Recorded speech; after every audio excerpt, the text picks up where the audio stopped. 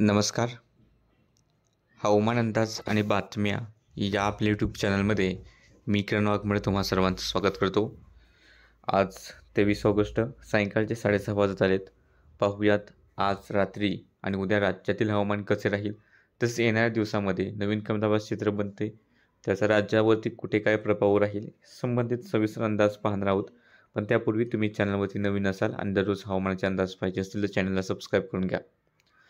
तर कोल्हापूरमधून जर पाहिलं तर सायंकाळी 6 वाजता राजाराम बंधाऱ्याची पाणी पातळी 39 फूट 2 इंच इतके पाहायला मिळाले आहे, जे की आता इशारा पातळीच्या जवळ आलेली आहे आणि लवकरच या ठिकाणची पूरस्थिती ही नियंत्रणात किंवा कमी होण्याचा अंदाज आहे. पाऊसही तो कमी झालेला आहे.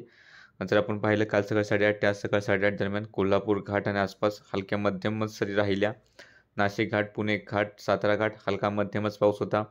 कोकण किनारपट्टीलाही हलक्या मध्यमच पाऊस सरी या पाहायला मिळाल्या. त्यासोबत नंदुरबारकडे मध्यम पाऊस सरी होत्या, तर विदर्भाकडे भंडारा गोंदियाकडे मध्यम आणि बाकी इतर ठिकाणी काही भागांमध्ये हलक्या पाऊस सरी पाहायला मिळाल्या. पश्चिम विदर्भात पाऊस थोडासा कमी होता. मराठवाडा, पर्जन्याचा मोठा भाग आहे, या ठिकाणी सुद्धा पाऊस कमीच पाहायला मिळालेला आहे किंवा जवळपास पाऊस नाहीसा झालेला आहे. आणि सध्याची जर आपण स्थिती पाहिली तर कमदाबाद क्षेत्र नवीन तयार झालं तर बंगालच्या उपसागरावरती या ठिकाणी हे कमदाबादचं क्षेत्र आहे आणि हे कमदाबाद क्षेत्र वेगाने उत्तर पश्चिम दिशेला सरकेल. या चक्राकार वारे आणि हे कमदाबाद क्षेत्र मिळून इकडे राजस्थानवरती एक कमदाबाद क्षेत्र विकसित होईल. तसेच नवीन कमदाबादचं क्षेत्र अजून एक बंगालच्या उपसागराच्या उत्तर भागांमध्ये 25 तारखेच्या आसपास बनेल. या सिस्टमच्याच प्रभावाखाली हे जे काही आत्ताचं कमदाबाद क्षेत्र आहे किंवा नवीन जे कमदाबाद क्षेत्र आहे त्यांच्या प्रभावाखाली राज्यात पाऊस वाढण्यास वातावरण अनुकूल आहे. पण असं नाही की हा सर्वत्रिक राहील. हा विशेष करून विदर्भ विभागात, त्यानंतर राज्याच्या उत्तर भागात आणि मग नंतर मराठवाड्याच्या पूर्वेकडील भागांमध्ये या सिस्टीमचा प्रभाव आपल्याला येत्या काही दिवसामध्ये पाहायला मिळेल. आपण डिटेल त्याचे अपडेट्स देऊच. तसेच हवामान विभागाचे सुद्धा काय जिल्ह्यांनी अंदाज आहेत ते सुद्धा आपण पाहणार आहोत. त्यामुळे व्हिडिओ शेवटपर्यंत तुम्ही पाहून घ्या. तर सध्याची स्थिती पाहिली तर जे सॅटेलाईट इमेज आहे त्यानुसार दिसतंय की बुलढाण्याचे उत्तर भाग, अकोला, वाशिम, यवतमाळ, अमरावती, वर्धा या ठिकाणी पावसाचे ढग दाटलेले आहेत. या व्यतिरिक्त नाशिक, धुळे, नंदुरबारच्या भागांमध्ये अधूनमधून हलक्या पाऊस येणारे ढग आहेत. पुणे घाट, सातारा घाट, कोल्हापूर घाटाकडे अधूनमधून हलक्या मध्यम पाऊस येणारे ढग आहेत. कोकणातही अशाच प्रकारे ढग दाटलेले आहेत. त्यानंतर धाराशिवच्या काही भागांमध्ये हलक्याशा पावसाचे ढग दाटलेत आणि राज्याच्या मग इतर ठिकाणी विशेष पावसाचे ढग नाहीत. गडचिरोलीच्या थोडे दक्षिण भागात थोडेसे ढग दाटलेले आहेत आणि ढगांची दिशा पूर्वेकडे आहे. त्यामुळे आज रात्री अकोला, अमरावती, वाशिम, यवतमाळ, वर्धा, नागपूर, भंडारा, गडचिरोली, चंद्रपूरच्या काही भागांमध्ये थोड्याफार प्रमाणात पाऊस सरी पाहायला मिळतील. धुळे, नंदुरबार, नाशिक, छत्रपती संभाजीनगर, जळगावच्या एक दुसऱ्या ठिकाणी हलक्याशा सरी होऊ शकतात. पुणे, सातारा, कोल्हापूरच्या घाट भागामध्ये सुद्धा पावसाच्या सरी राहतील. कोकणातही अधूनमधून थोड्याफार पाऊस सरी पाहायला मिळतील. धाराशिवच्या आसपास थोड्याशा पाऊस सरी राहतील.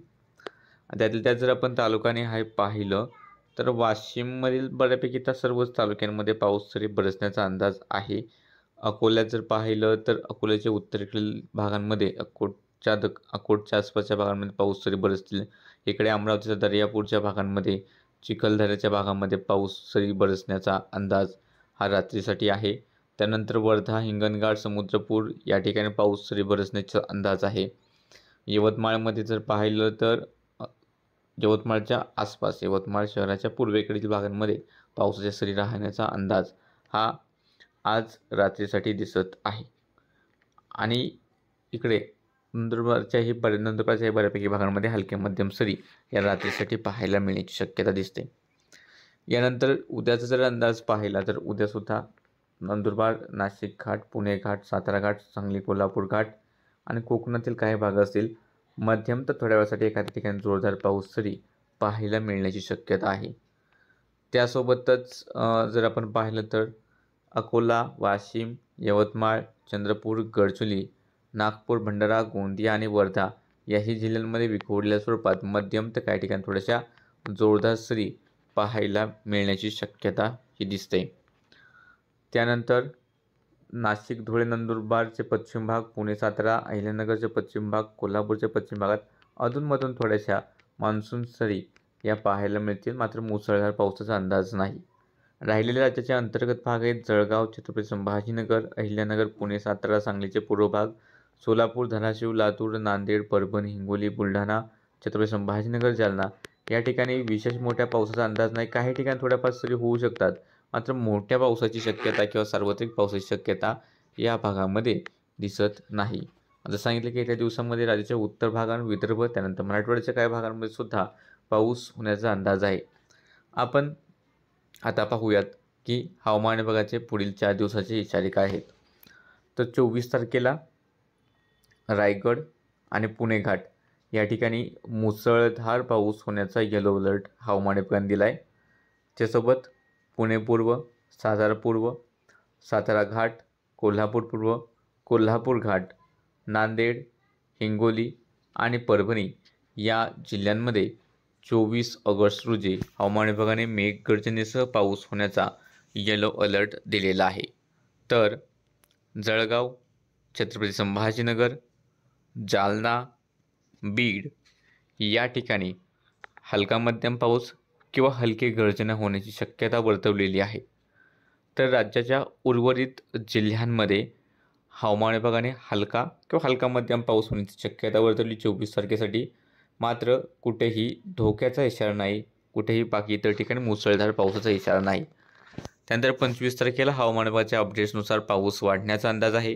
25 तारखेला नाशिक घाट, पुणे घाट, सातारा घाट, कोल्हापूर घाट, रायगड आणि रत्नागिरी या ठिकाणी मुसळधार पाऊस होण्याचा येलो अलर्ट हवामान विभागाने दिला आहे. त्यानंतर भंडारा, गोंदिया, गडचिरोली, चंद्रपूर, नागपूर, वर्धा, यवतमाळ, अमरावती, अकोला, बुलढाणा, वाशिम, परभणी, हिंगोली, नांदेड, लातूर या जिल्ह्यांमध्ये मेघगर्जनेसह पावसाचा येलो अलर्ट आहे. तसेच सोलापूर, अहिल्यानगर, बीड, जालना, छत्रपती संभाजीनगर, नाशिक पूर्व, जळगाव, धुळे आणि नंदुरबार या ठिकाणी हलका पाऊस किंवा हलकी गर्जना होण्याचा अंदाज आहे. तर उर्वरित ठिकाणी हलका किंवा हलका मध्यम पाऊस होण्याचा अंदाज दिसतोय. त्यानंतर 26 तारखेचे जर इशारे पाहिले तर मुंबई, ठाणे, रायगड, रत्नागिरी, सिंधुदुर्ग, कोल्हापूर घाट, सातारा घाट आणि पुणे घाट मुसळधार पावसाचा येलो अलर्ट. तसेच बुलढाणा, अकोला, वाशिम, अमरावती, यवतमाळ, वर्धा, नागपूर, भंडारा, गोंदिया, गडचिरोली, चंद्रपूर या ठिकाणी मेघगर्जनेचा पावसाचा येलो अलर्ट. तर नंदुरबार, धुळे, नाशिक पूर्व, जळगाव, छत्रपती संभाजीनगर, अहिल्यानगर, जालना, बीड, सोलापूर, धाराशिव, लातूर, परभणी, हिंगोली, नांदेड या ठिकाणी हलका पाऊस किंवा हलकी गर्जना होण्याची शक्यता. उर्वरित ठिकाणी हलका किंवा हलका मध्यम पावसाचा अंदाज. त्यानंतर 27 तारखेला नागपूर, भंडारा, गोंदिया, गडचिरोली, चंद्रपूर मुसळधार पावसाचा येलो अलर्ट. नाशिक घाट, पुणे घाट, सातारा घाट, कोल्हापूर घाट, त्यानंतर रत्नागिरी, रायगड, ठाणे, मुंबई मुसळधार पावसाचा येलो अलर्ट. बुलढाणा, अकोला, वाशिम मेघगर्जनेसह पावसाचा येलो अलर्ट. तर जालना, परभणी, हिंगोली, नांदेड आणि लातूर हलका मध्यम पाऊस किंवा हलकी गर्जनेची शक्यता वर्तवली. म्हणजे हवामान विभागाच्या अपडेट्समुळे सुद्धा राज्यात पुन्हा एकदा पाऊस वाढताना दिसतोय. हा हळूहळू वाढेल आणि अतिशय मुसळधार किंवा अतिवृष्टीसारखा पाऊस होण्याची सध्या तरी शक्यता नाही आहे. बाकी सध्याच्या अपडेटमध्ये इतकंच. दररोजच्या हवामानाचे अंदाज पाहण्यासाठी चॅनल सबस्क्राईब करा, व्हिडिओ लाईक आणि शेअर करायला विसरू नका.